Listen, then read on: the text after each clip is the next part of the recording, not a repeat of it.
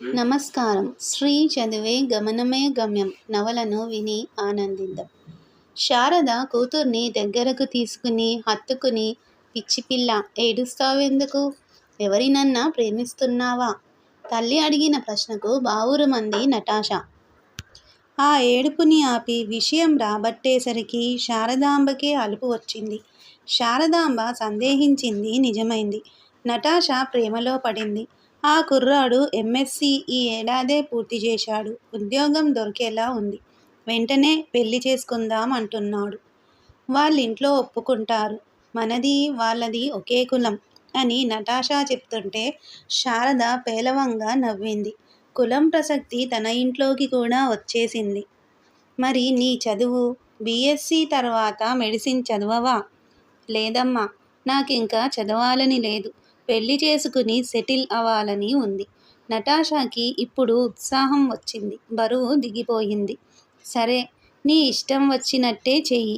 వెళ్ళి హాయిగా అందరితో సంతోషంగా ఉండు. నేను నాన్నతో చెప్పి వాళ్ళతో మాట్లాడమంటాను. నటాషా రెక్కలొచ్చిన పిట్టలా తుర్రుమని అక్కడ్నుంచి ఎగిరిపోయింది. శారద వెంటనే మూర్తికి ఫోన్ చేసి శని ఆదివారాల్లో రమ్మంటూ విషయం కూడా చెప్పింది. మూర్తి ఆశ్చర్యపడి, దానికప్పుడే పెళ్ళేంటి అంటే శారదకు కళ్ళ వెంట నీళ్ళొచ్చాయి. ఆ సాయంత్రం అన్నపూర్ణతో ఆ సంగతి చెప్పి దిగులు పడుతూ కూర్చుంది శారద. నా జీవిత విధానం నా కూతురికి నచ్చలేదోయ్. కారణం నేనేననుకుంటా. నటాషా చదువుకి ఇబ్బంది కలగకూడదని నాకు దూరంగా చేసుకున్నాను. నా విలువలు నేర్పలేకపోయాను. ఇప్పుడు చేయగలిగింది లేదు. నటాషా తన జీవితాన్ని తనే జీవించాలి. తన ఇష్టప్రకారం జీవించాలి. డాక్టర్ అవుతుందనుకున్నా. నా ప్రాక్టీస్ తీసుకుంటుందనుకున్నా. నా రాజకీయాలను ముందుకు తీసుకుపోతుందనుకున్నా. పోనీ కూతుళ్ళు కొడుకులే మనకు వారసులనుకోకూడదు. మన ఆశయాల వారసులు ఎక్కడో పుట్టి పెరుగుతుంటారు. అన్నపూర్ణకు చెబుతున్న ఆ మాటలు శారద తనకు తానే చెప్పుకున్నట్లు ఉన్నాయి. మూర్తి 2 రోజుల్లో వచ్చి నటాషా నడిగి వివరాలన్నీ కనుక్కొని విశాఖపట్నం వెళ్ళి వాళ్ళతో మాట్లాడి వచ్చాడు. అంతా బాగానే ఉంది. కానీ వాళ్ళు పెళ్ళి శాస్త్రోక్తంగా జరగాలంటున్నారు. కన్యాదానం చెయ్యాలట. శారద నవ్వేసి కన్యాదానం ప్రసక్తే లేదు అంది. లేదు, వాళ్ళు చాలా వట్టుగా ఉన్నారు. మనం ఏదో మార్గం ఆలోచించాలి. ఏం మార్గం ఉంటుంది? నువ్వు నేను పీటల మీద కూర్చుని నటాషాని వాళ్ళకి కన్యాదానం చేద్దామా? నా వల్ల కాదు. మనం చెయ్యాలని కాదు. మన బంధువులెవరైనా ఆ పని చెయ్యొచ్చు. మీ లాయర్లు తెలివితేటలే వేరేం? చిరాకు పడింది శారద. అంతకంటే మరో మార్గం లేదు. ఇదో తతంగం. దానికంత ప్రాముఖ్యం అనవసరం. కుర్రాడు చాలా మంచివాడు. నటాషాకు అతనంటే ప్రాణం. వాళ్ళిద్దరి ప్రేమను ఈ తతంగం కోసం కాదంటామా? ఏదో ఒక ఉపాయం చూసి పెళ్లి జరిపిస్తామా? శారదకు నిరుత్సాహం, నీరసం కమ్ముకొచ్చాయి. సరే, నువ్వే ఏదో ఒకటి చెయ్యి అని హాస్పిటల్కి వెళ్ళిపోయింది. ఆ రోజంతా మనసులో లేదు. ఎంతమందికి తను దండలు మార్పించి, టీ పార్టీ ఇచ్చి పెళ్ళిళ్ళు చేసిందో లెక్కలేదు. ఇప్పుడు తన కూతురు పురోహితుడి మంత్రాలతో, మంగళసూత్ర ధారణతో, కన్యాదానంతో శాస్త్రోక్తంగా పెళ్లి చేసుకుంటానంటుంది. ఎక్కడ జరిగింది లోపం? అన్నపూర్ణ కూతురి పెళ్లి తను చేసింది. తన కూతురి పెళ్లి ఇంకెవరో చేస్తారు. సమాజంలో సంక్లిష్టత్వం పెరుగుతోంది. సరైన దిశగా వెళ్ళటం లేదు. స్వీయ జీవితాన్ని సామాజిక సందర్భాలతో సరిచూసుకునే సామర్థ్యం ఉంది కనుక శారద తప్పంతా తన మీద వేసుకుని బాధపడలేదు. కూతురు పెళ్లి జరిపించే బంధువులెవరా అని ఆలోచిస్తూ ఇక ఆ పెళ్లి పనులలో పడిపోయింది. నటాషా వివాహం జరిగిపోయింది.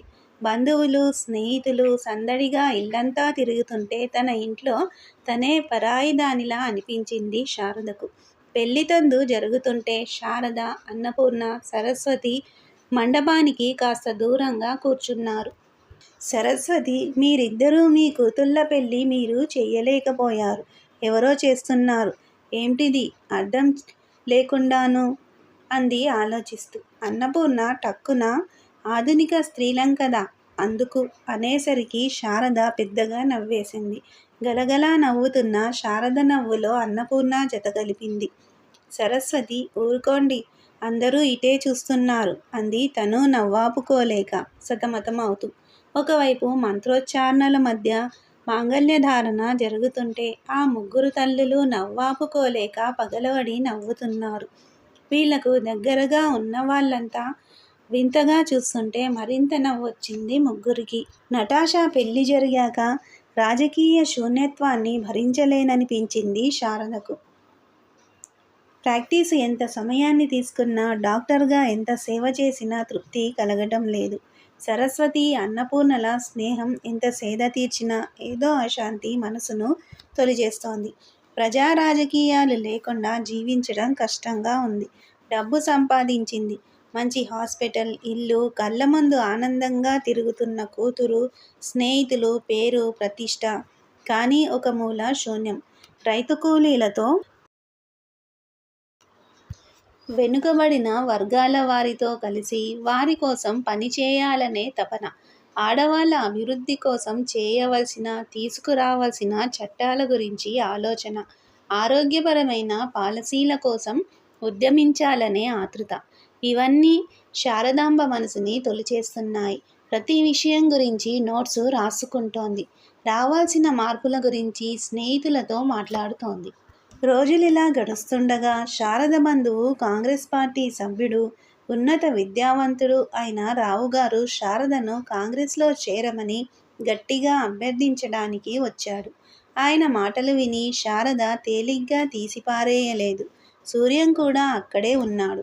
తమ్ముడు, నువ్వు అడగటంలో పొరపాటు లేదు. కానీ కాంగ్రెస్కు సర్వస్వం ధారపోసి పనిచేసిన మా అన్నపూర్ణ, అబ్బయ్యలు స్థానిక రాజకీయ ధోరణుల గురించి నాకు చెప్తుంటారు. వాళ్ళే క్రమంగా దూరమవుతున్నారు. నేను కాంగ్రెస్లో చేరి ఏం చెయ్యాలి? నా స్వభావం నీకు తెలుసు. అవినీతి, అక్రమాలు సహించను. ఎవరి అధికారానికి తలవంచను, రాజీపడను. నాకు రాజకీయాలంటే ఆసక్తి ఉంది. కానీ నేను వాటిలో ఇమడలేను. దుర్గాబాయిని ఓడించిన పార్టీలో నా స్థానమేంటి?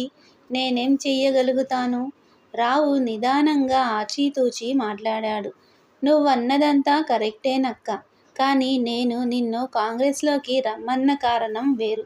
ఇప్పుడు పరిస్థితులు నీకు తెలుసు. రాజ్యాంగం రాసుకుని 10 ఏళ్ళు కాలేదు. దేశ నిర్మాణమనే పెద్ద బాధ్యత అందరి మీద ఉంది. అది సక్రమంగా జరగాలంటే కేంద్రంలో మేధావులు, నిజాయితీపరులు శాయశక్తులా పనిచెయ్యాలి. అన్ని రంగాల నుంచి విద్యావేత్తలు, సోషలిస్టు భావాలు గలవారు, దేశ నిర్మాణం మీద ఆసక్తి గలవారు వచ్చి పనిచేస్తే తప్ప అభివృద్ధి జరగదు. అందుకని నువ్వు కాంగ్రెస్ తరఫున పోటీ చేసి పార్లమెంటుకి రావాలి. ఇది నా ఆశ మాత్రమే కాదు, నెహ్రూ గారి కోరిక కూడా. ఎన్నికలు దగ్గరకొచ్చాయి. నువ్వు నిర్ణయం తీసుకోవాలి. నేను ఎన్నికల్లో పోటీ చేయటమా? దుర్గాబాయి సంగతి తెలియదా? తెలుసక్క. కానీ నాకు నమ్మకం ఉంది. బెజవాడ ప్రజలు నిన్ను ఎన్నుకుంటారు. పార్లమెంటుకెళితే నీకోసం చాలా పనులున్నాయి. హిందూ కోడ్ బిల్లు ఇంకా సంస్కరించబడాలి. హెల్త్ పాలసీలు రూపొందించాలి. స్త్రీ, శిశు సంక్షేమ పథకాలు ఒక అవగాహనతో ఏర్పడాలి.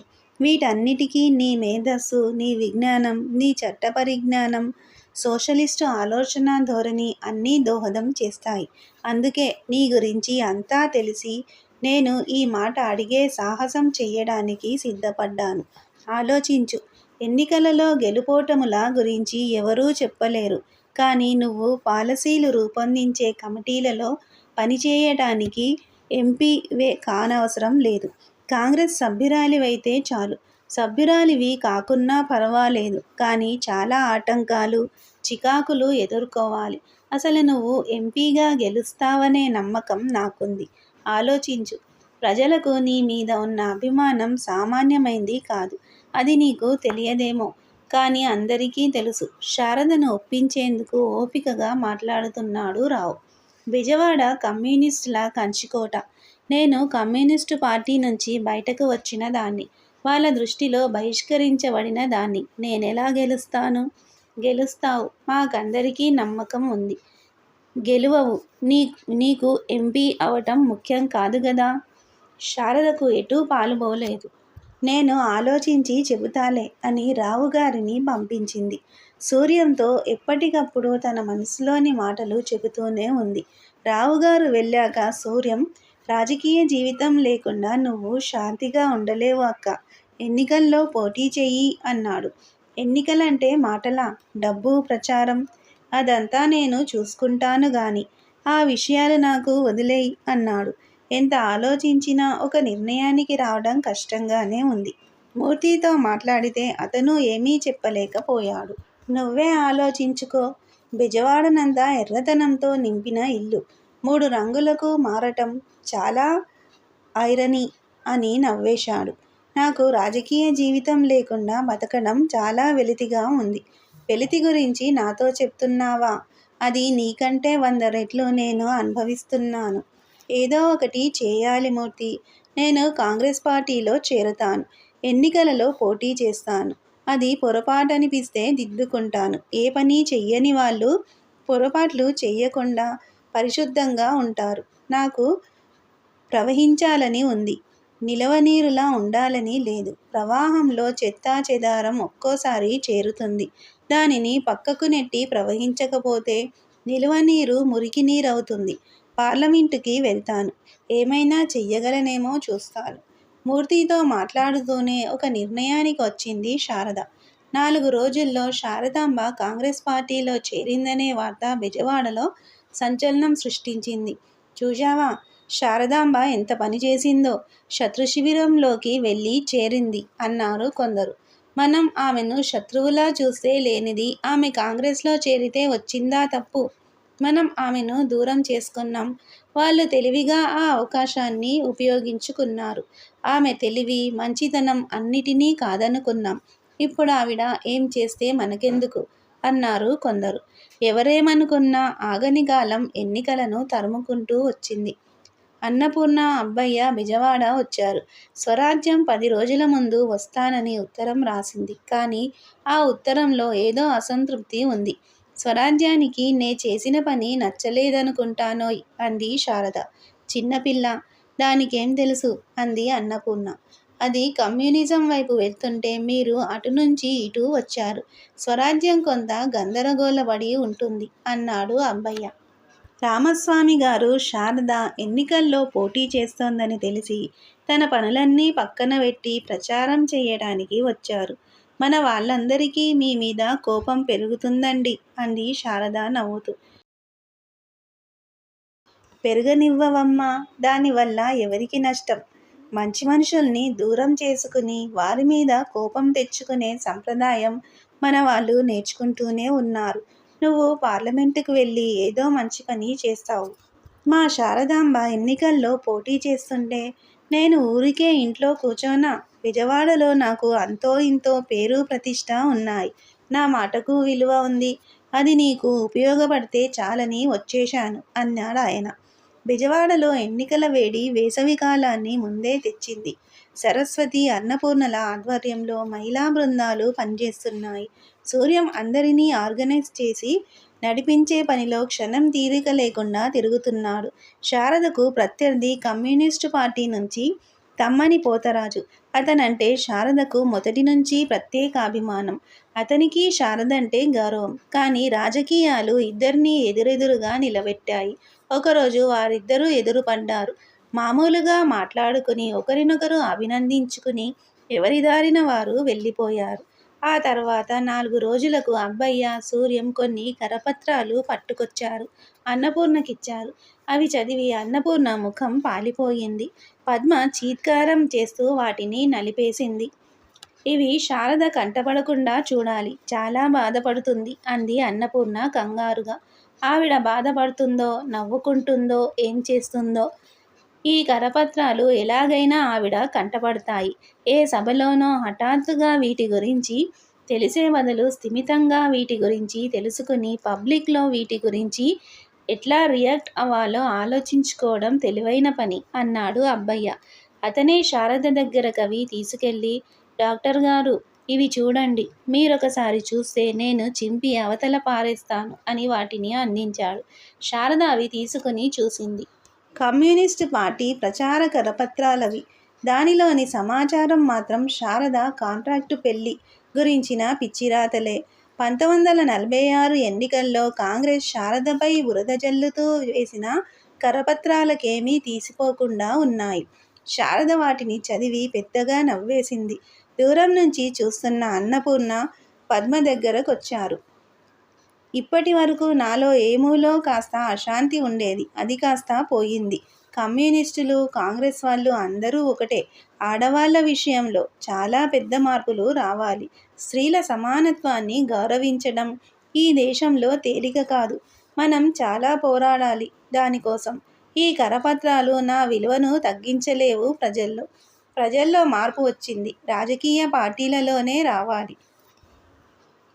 సరిగ్గా అప్పుడే రామస్వామి గారు ఆ కరపత్రాలను పట్టుకుని వచ్చాడు. ఆయన ముఖం బాధ, కోపం కలిసి ఎర్రబడింది. శారద ఆయన్ని కూర్చోబెట్టి ఆ కరపత్రాలను చేతిలో నుంచి తీసి అవతల పడేసింది. నువ్వింత స్థిమితంగా ఎలా ఉన్నావమ్మా అన్నాడాయన కంటనీరొక్కటే తక్కువగా. వాళ్ళేదో కోతిపని చేశారని మనం కొండముచ్చులవుదామా చెప్పండి అంది శారద నవ్వుతూ. ఇది కోతిపని, అల్లరి చిల్లర పని కాదమ్మా, అమానుషమైన పని. మనుషులుగా ఉండటం చాలా కష్టమైన పని. గాలిబ్ అనే ఒక కవి ఎంత బాగా చెప్పాడనుకున్నారు. శారద మాటలు ఆయన చెవికెక్కడం లేదు. నీ మీద వాళ్ళకింత కోపం ఎందుకో నాకు తెలుసమ్మా. నువ్వు మేధావివి. మేధావి అయిన మహిళను మగవాళ్ళు సహించలేరు. ఎట్లాగైనా ఆమెను అల్లరిపాలు చేసి చిల్లర కింద తీసి పారేసి విలువ లేకుండా చేస్తే గాని వాళ్ళకంటే అందివచ్చేది ఏముందమ్మా. ఆ రోజు కాంగ్రెస్ వాళ్ళు చేసిన పని ఇవాళ వీళ్ళు చేశారు. అప్పుడు కొంతమంది నీ గురించి తక్కువగా మాట్లాడడం నాకు తెలుసు. వాళ్ళను అప్పుడు చివాట్లు పెట్టగలిగిన స్థితిలో ఉన్నావు. ఇప్పుడు అసహ్యించుకుంటున్నావు. మనసులోదంతా కక్కేస్తే గాని ఆయన శాంతించేలా లేరు. వద్దు రామస్వామి గారు, అసహ్యించుకోవద్దు. జాలిపడదాం. ఇన్నాళ్ళ కమ్యూనిస్టు ఉద్యమంలో వాళ్ళు అతి చిన్న విషయాలు కూడా నేర్చుకోలేదే అని జాలిపడదాం. నవ్వగలిగితే మరీ మంచిది. ఇది చాలా అల్లరి చిల్లర విషయం. దీనిని మనసులోకి తీసుకుని బాధపడేంత ప్రాముఖ్యత ఇవ్వకండి. ఇది నీ వ్యక్తిగత విషయం కాబట్టి దాన్నలా తీసిపారేయకపోతే లాభం లేదనుకుంటున్నావు. మంచిదే. కానీ తోటి మనుషులుగా మేమెట్లా ఊరుకోవాలమ్మా? ఊరుకుంటే మేం మనుషులమని పించుకుంటామా? ఇప్పుడు మనకు ఊపిరాడని పనులున్నాయి. ఈ విషయంతో ఊపిరాడకుండా చెయ్యాలనే, మనల్ని దెబ్బ కొట్టాలనే వాళ్ళిలా చేశారు. మనం మరీ అంత బలహీనులం కాదని చెప్పటమే మంచిది. దీన్నెంతటితో వదిలేద్దాం. అక్కయ్య చెప్పినట్లు చెయ్యండి రామస్వామి గారు. పదండి, చాలా పనులున్నాయి. ఈ పిచ్చి మాటలకు సమయం లేదు మన దగ్గర అన్నాడు సూర్యం. శారద ఆ కరపత్రాలను అవతల విసిరేసి ఎన్నికల ప్రచారానికి బయలుదేరటంతో అన్నపూర్ణ గుండె మీద నుంచి పెద్ద బరువు దిగింది. పద్మ కూడా కాస్త చల్లబడింది. కానీ శారదను పెళ్లి చేసుకోమని ఒత్తిడి చేసి, అది పార్టీకి మంచిదని బలవంత పెట్టి, ఇవాళ ఆ పెళ్లిని అడ్డం పెట్టి శారద మీద దుష్ప్రచారం చేస్తున్న కమ్యూనిస్టులపై అన్నపూర్ణకు వచ్చిన కోపానికి అంతులేదు. ఎన్నికలైనన్ని రోజులు కమ్యూనిస్టులలా ఎలా చేస్తారు అని సతాయిస్తూనే ఉంది. కమ్యూనిస్టులు పైనుంచి దిగొచ్చారా? వాళ్ళు మనుషులే. వాళ్ళ ప్రయోజనాలు వాళ్ళు చూసుకుంటారు. కానీ మరీ ఇంత అన్యాయమా? ఇంత అన్యాయం కమ్యూనిస్టులు చేయకూడదని నీ కోరిక కదూ అన్నపూర్ణ. మనందరికీ తెలుసో తెలియకో కమ్యూనిజం మీద ఆశ ఉంది. కమ్యూనిస్టులంటే ఇలా ఉండాలనే ఊహ ఉంది. వాళ్ళు ఆదర్శాలను పాటిస్తారనే నమ్మకం ఉంది. కానీ విషయమేమిటంటే కమ్యూనిజం సామాన్యమైన సంగతి కాదు. ఈ కమ్యూనిస్టులంతా భూస్వామ్య భావజాలం నుంచి వచ్చిన వారే. దానితోనే వారి యుద్ధం. కానీ అది వాళ్ళకే తెలియకుండా వాళ్ళను చుట్టేసుకుంటుంది. దాన్ని వదిలించుకోవటం తేలిక కాదు. వాళ్ళ నుంచి మరీ ఎక్కువ ఆశించలేం ఇప్పుడే. భవిష్యత్తు సంగతి తెలియదు. అబ్బయ్య ఎంత చెప్పినా అన్నపూర్ణ మనసులోంచి మరీ ఇంత అన్యాయమా అన్న ప్రశ్న పోలేదు. రెండు పార్టీల ప్రచారాలు ఒకదానికొకటి తీసిపోకుండా జరుగుతున్నాయి. ఎన్నికల తేదీ వచ్చేసింది, వెళ్ళిపోయింది. దుర్గాబాయి కొన్ని వందల ఓట్ల తేడాతో ఓడిపోతే, శారదాంబ కొన్ని వందల ఓట్ల తేడాతో గెలిచింది. కమ్యూనిస్టుల కంచుకోట పగలగొట్టామని కాంగ్రెస్ సంబరపడింది. కాంగ్రెస్ సంబరానికి కమ్యూనిస్టు పార్టీ నిర్మాత అయిన తను కారణమవటంలోని విచిత్రాన్ని అర్థం చేసుకునే ప్రయత్నంలో అలసిపోయింది శారద. పార్లమెంటు సభ్యురాలిగా వెళ్తున్న బెజవాడ మహిళగా ఎంతోమంది ఆమెను గౌరవించారు. ఈ నవల మీకు నచ్చితే సబ్స్క్రైబ్ చేయండి, షేర్ చేయండి, లైక్ చేయండి, బెల్ ఐకాన్ను ప్రెస్ చేయండి. శ్రీ ఛానల్ ఆడియో నవలను వింటున్నందుకు ధన్యవాదములు.